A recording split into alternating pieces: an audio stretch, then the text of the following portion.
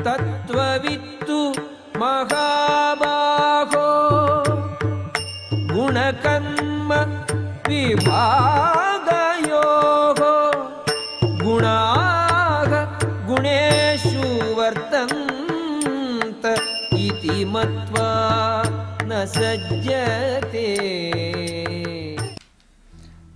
परंतु हे महाबाहो, गुण विभाग और कर्म विभाग के तत्व को जानने वाला ज्ञान योगी संपूर्ण गुण ही गुणों में बरत रहे हैं, ऐसा समझकर उनमें आसक्त नहीं होता। जो गुणों का विभाग और कर्म विभाग जानता है कि एक जो पुराने समय का कर्म हमारे मस्तिष्क पे आया है वो या तो तमोगुणी होगा या तो रजोगुणी होगा, वो सतोगुणी होगा। अगर वो सतोगुणी आया है तो हम सतोगुणी कर्म करेंगे, अगर वो रजोगुणी है तो हम रजोगुणी कर्म करेंगे, और अगर वो तमोगुणी है तो हम तमोगुणी कर्म करेंगे। इसमें हमारा कुछ नहीं, क्योंकि हमारी बुद्धि अभी हमारे कंट्रोल में नहीं है। अभी हम यज्ञ कर्म कर रहे हैं लेकिन हम पर ब्रह्म परमात्मा को प्राप्त नहीं हो पाए। अभी हमारी बुद्धि में प्रज्ञा जागृत नहीं हुई, अभी हम अपनी बुद्धि को पूर्ण कंट्रोल नहीं कर पाए। अभी मेरे विषयों में मेरी इंद्रियां जाती हैं, अभी ये संघर्ष खत्म नहीं हुआ। इसलिए वो अच्छी तरह से इस बात को समझता है कि अभी विषयों से मैं विमुख नहीं हुआ, अभी विषयों से मुक्त नहीं हुआ। विषयों से मुक्त नहीं हुआ इसका मतलब अभी भी मेरी आस्था इंद्रियों में है, अभी भी मेरी आस्था मन में फंसी है। और अगर अभी भी मैं मन पे विजय प्राप्त नहीं कर पाया तो बुद्धि पे कैसे विजय प्राप्त कर पाऊंगा। इसका मतलब है मैंने नहीं किया, बुद्धि पे अभी मेरी विजय प्राप्त नहीं है। अगर कुछ हुआ तो वो कर्मों के गुणों के द्वारा उनके प्रभाव में आके मैंने किया, और उसके लिए पर ब्रह्म परमात्मा का कोटि कोटि धन्यवाद है, कोटि कोटि उसकी कृपा है कि आज अच्छा कार्य हो गया। ये उसकी कृपा है, ये उसकी दया है। यही भगवान कहते हैं गुण विभाग और कर्म विभाग के तत्व को जानने वाला ज्ञान योगी संपूर्ण गुण ही गुणों में बरत रहे हैं, ऐसा समझकर उनमें आसक्त नहीं होता।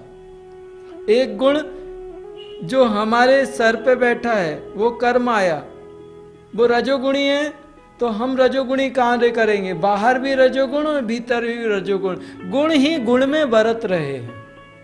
अंदर का जो रजोगुण है वही बाहर के रजोगुण का कारण है। वो एक दूसरे में कार्य उनसे ही चल रहा है, उसमें मेरा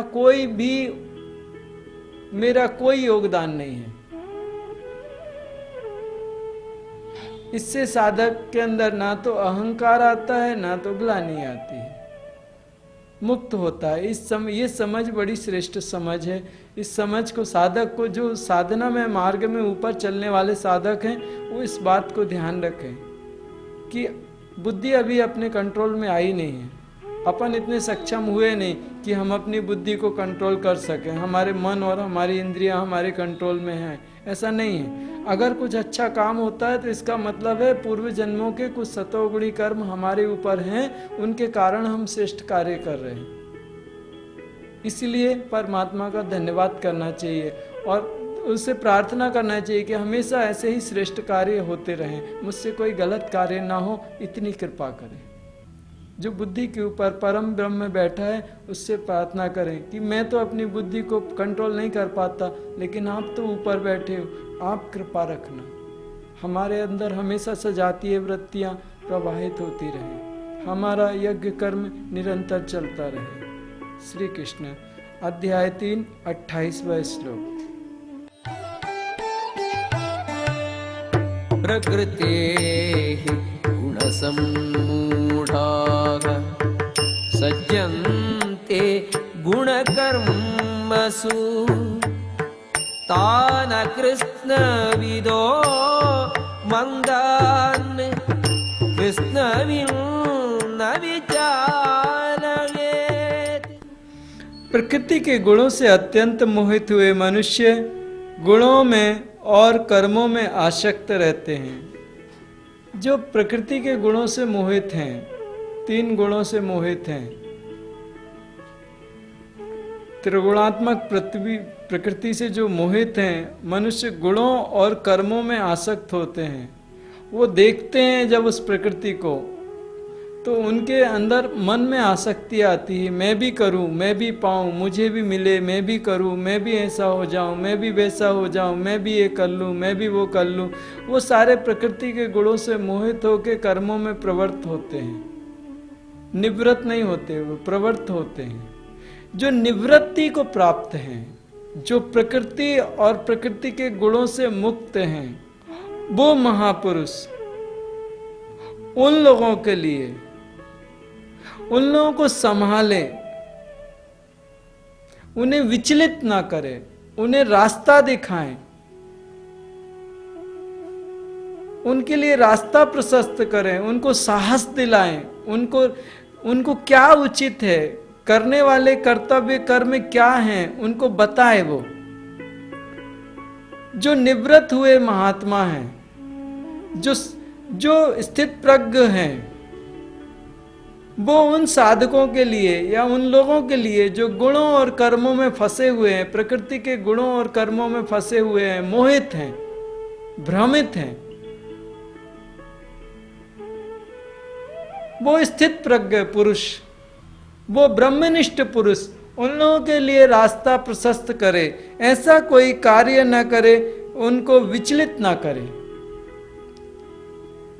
कभी कभी कोई लोग कह देते हैं, अरे तुम क्या साधना करोगे, तुमसे क्या साधना होगी, तुम क्या परमात्मा को प्राप्त करोगे। इससे उस साधक के अंदर हीनता आती है, मलिनता आती है।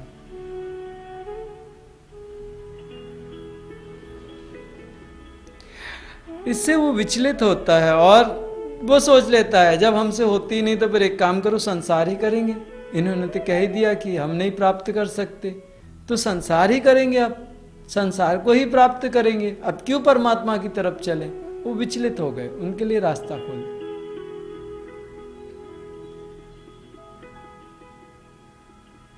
ऐसा कोई शब्द ना बोलें, ऐसी कोई कर्म ना करें, ऐसा जीवन ना जिए जिसके कारण कोई पथ भ्रष्ट हो जाए,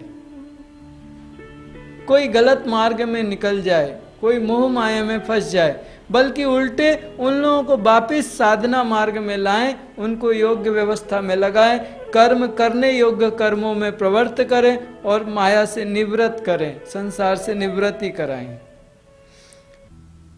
अध्याय 3 29वां श्लोक। मयि सर्वाणि कर्माणि सन्न्यस्याध्यात्मचेतसा निराशीः निर्ममो भूत्वा युध्यस्व विगतज्वरः। मुझ अंतर्यामी परमात्मा में लगे हुए चित्त द्वारा संपूर्ण कर्मों को मुझ में अर्पण करके आशा रहित, ममता रहित और संताप रहित होकर युद्ध कर। मुझ अंतर्यामी परमात्मा में लगे हुए अपने आत्म स्वरूप की अनुभूति, उसका ध्यान करते हुए, या अपने गुरु का या इष्ट का, जिसका भी आप ध्यान कर रहे हैं, उनका ध्यान करते हुए चित्त द्वारा, परमात्मा में लगे हुए चित्त द्वारा संपूर्ण कर्मों को मुझ में अर्पण करके, तू जो भी करता है, जो भी कर्म कर रहा है, कर्तव्य कर्म कर रहा है, तूने जो भी कर्म किए, आशा रहित, कोई आशा मत करना, ममता रहित, कोई मोह मत करना, और संताप रहित, अपने मन में कोई पीड़ा मत रखना, होकर युद्ध कर और वो सारे कर्म मुझे समर्पित कर दे। समर्पण योग। सारे कर्मों को मुझ में अर्पण करके आशा रहित, ममता रहित और संताप रहित होकर युद्ध कर। मेरे गुरु भगवान मेरे पीछे हैं और उनकी पूरी कृपा है, मैं आगे आगे कार्य कर रहा हूँ, वो मुझे ज्ञान दे रहे हैं, उनकी कृपा से सब हो रहा है। ये समर्पण योग है। आशा रहित, ममता रहित और संताप रहित होकर युद्ध कर। इससे साधक का अंतःकरण शुद्ध होता है और गुरु के प्रति आस्था बढ़ती है और समर्पण बढ़ता है। श्री कृष्ण।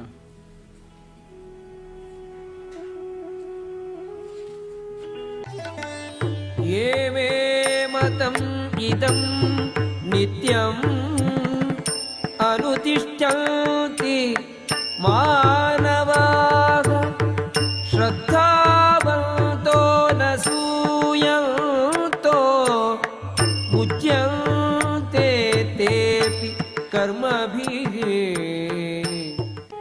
जो कोई मनुष्य दोष दृष्टि से रहित होकर और श्रद्धा युक्त होकर मेरे इस मत का सदा अनुसरण करते हैं, वे सभी संपूर्ण कर्मों से छूट जाते हैं। जो मनुष्य दोष दृष्टि से रहित, दोष दृष्टि क्या होता है? अपनी दृष्टि से किसी के दोष ना देखना, यही दोष दृष्टि है। हमारे जो नेत्र हैं, हमारी जो सोच है, वो दूसरों के दोषों को ना देखे, दूसरों की गलतियों को ना देखे। साधक अपने सुधार के लिए होता है, साधक दूसरों के दोष ढूंढने के लिए नहीं होता। जो साधक दूसरों के दोष ढूंढता है, वो साधक उनके दोषों में भागीदार हो जाता है। इसलिए कबीर ने भी कहा है कि निंदक के सिर पे 1000 पापियों का भार होता है, सबसे बड़ा पापी जो है वो निंदा करता है, वो सबसे बड़ा पापी है इस जगत में। कृष्ण भी कहता है दोष रहित, दोष दृष्टि से रहित। साधक किसी के दोष ना देखे, दूसरों की गलतियां ना देखे और श्रद्धा युक्त होकर, और श्रद्धा होनी चाहिए साधक में।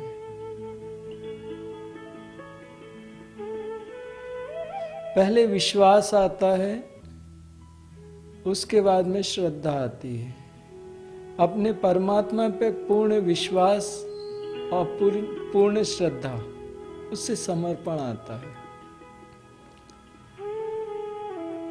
श्रद्धा युक्त होकर मेरे इस मत का सदा अनुसरण करते हैं, वे सभी कर्मों से छूट जाते हैं। कौन से मत का? मुझ अंतर्यामी परमात्मा में लगे हुए चित्त द्वारा, मुझ अंतर्यामी परमात्मा में लगे हुए चित्त द्वारा चित्त को परमात्मा में स्थित करें, चिपका दें। संपूर्ण कर्मों को मुझ में अर्पण करके जो भी अच्छे बुरे कर्म हुए सब परमात्मा को समर्पित, आशा रहित, बिना किसी फल की आकांक्षा किए, ममता रहित, बिना किसी मोह बंधन के, और संताप रहित। संताप नहीं कि मेरा ये चला गया, मुझसे ये छूट गया, इसने ऐसा कर दिया, ये कुछ भी, इन सब से निवृत्त होकर, इन सब से मुक्त होकर युद्ध कर। युद्ध कौन सा? अपने अंदर जो सजाती वृत्तियां हैं उनको बलवान करो। विजाती वृत्तियों से निवृत्त हो। जो विषय और विषय से जुड़ी उन इंद्रियां हैं, उनको, उन इंद्रियों को विषयों से अलग करके परमात्मा का चिंतन।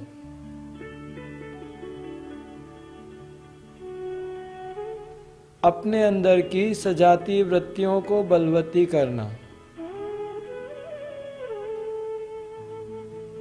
और वो सजाती वृत्तियां कैसे बलवती होती हैं? विहित कर्म करके। जो यज्ञ कर्म है, कृष्ण जो बता रहे हैं, वो सजाती वृत्तियां, जो यज्ञ कर्म करने से सजाती वृत्तियां बलवान होती हैं, दैवी शक्तियां बलवान होती हैं। तो ये कोई दोष दृष्टि रहित और श्रद्धा युक्त होकर मेरे इस मत का सदा अनुसरण करते हैं, वे भी संपूर्ण कर्मों से छूट जाते हैं। ये समर्पण योग हो गया। जो भी किया सब परमात्मा को, सारे दिन आपने जो किया, रात को सोने के पहले अपने भगवान को सब समर्पित कर दिया। जो गलतियां हुई वो रात को परमात्मा उनके सामने बैठ के अपनी क्षमा मांगी। आज दिन भर हमने जो भी किया, अच्छा बुरा, हमसे जो गलतियां हुई, भगवान से क्षमा मांगी और हमने अपने सारे कर्म परमात्मा के श्री चरणों में समर्पित कर दिए।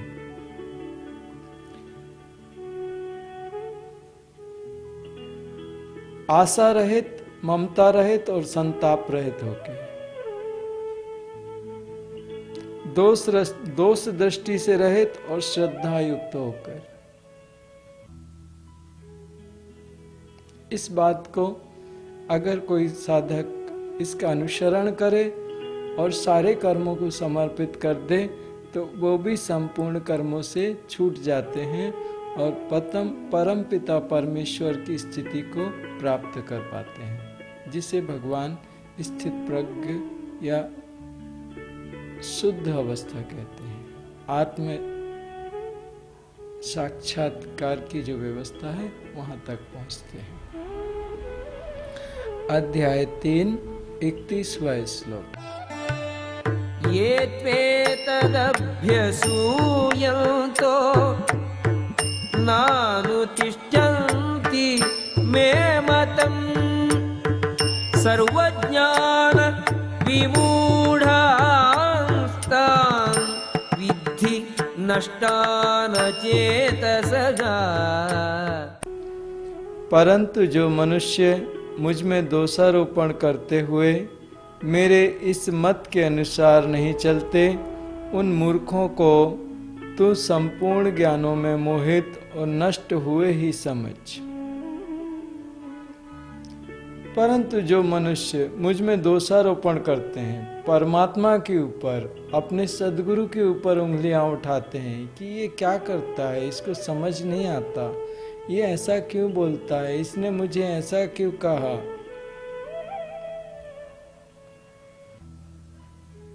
मेरे इस मत के अनुसार नहीं चलते, उन मूर्खों को तू संपूर्ण ज्ञानों से मोहित और नष्ट हुए ही समझ। वो नष्ट हो जाते हैं। वो अपने गुरु पे उंगलियां उठाते हैं, दोषारोपण करते हैं और त्याग करके गुरु का त्याग करते हैं, या तो गुरु के विपरीत, आज्ञा के विपरीत कार्य करते हैं। उन्हें नष्ट हुए ही समझ। वो मोहित हो गए हैं, मोह पास में फंसे हुए हैं। हे अर्जुन, तू उनको ज्ञान से मोहित समझ, नष्ट हुआ ही समझ। भगवान कृष्ण 32वें श्लोक में स्पष्ट रूप से कहते हैं, हे अर्जुन, जो मेरे इस मत के अनुसार नहीं चलते, मत क्या, संपूर्ण कर्म को मुझ में अर्पण कर, आशा रहित, ममता रहित और संताप रहित होकर युद्ध कर।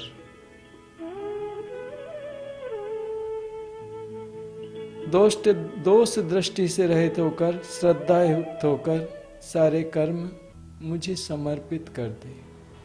तेरे सारे कर्मों से तू मुक्त हो जाएगा। प्रतिदिन करता जा।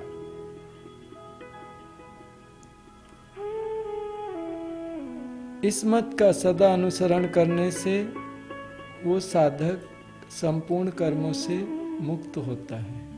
और जो ऐसा नहीं करते, जो मनुष्य अपने गुरु पे या भगवान पे दोषारोपण, सदगुरु पे दोषारोपण करते हैं, जो ब्रह्म में स्थित गुरु है अगर उस पे दोषारोपण करते हैं, जो सत्य का मार्ग दिखाता है उस गुरु पे दोषारोपण करते हैं,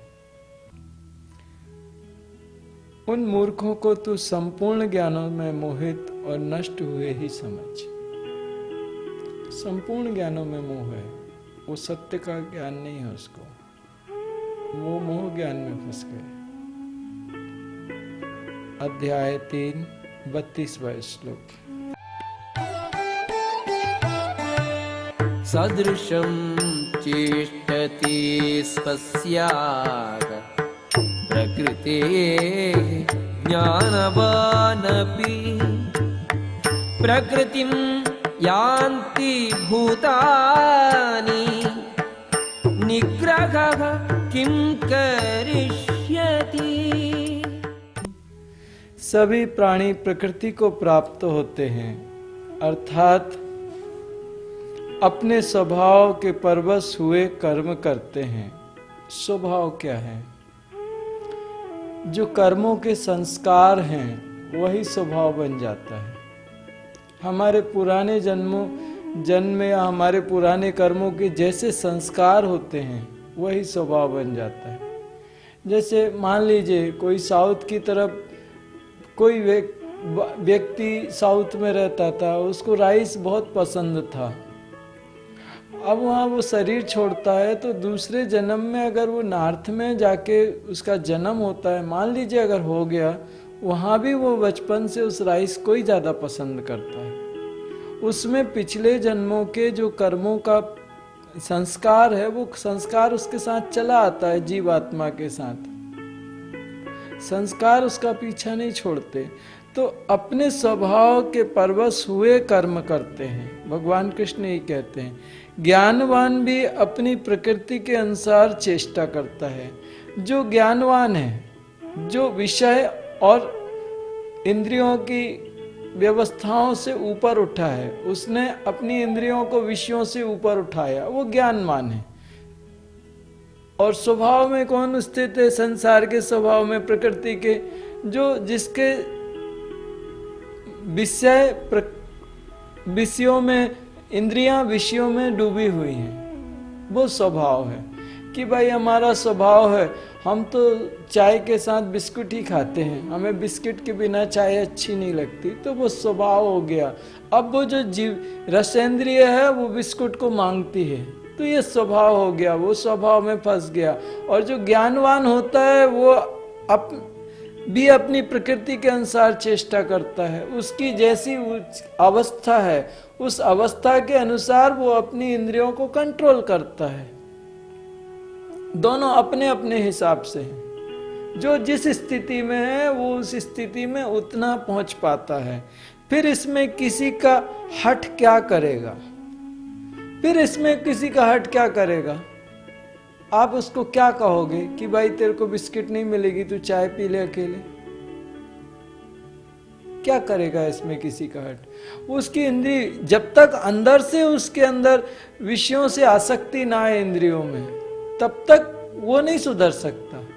और जो ज्ञानी है उसको आप जबरदस्ती बोलो कि तुम विषयों में डूब जाओ, तुम ऐसा करो, तुम ऐसा करो, तो उधर तुम्हारा हट क्या चलेगा? उसके अंदर अंतर का ज्ञान है, वो कहेगा नहीं ये ठीक नहीं है, ये गुरु भगवान ने नहीं बोला, ये हमारे लिए अधोगति का कारण बनेगा, इसलिए हम इन रास्तों पे नहीं चलेंगे।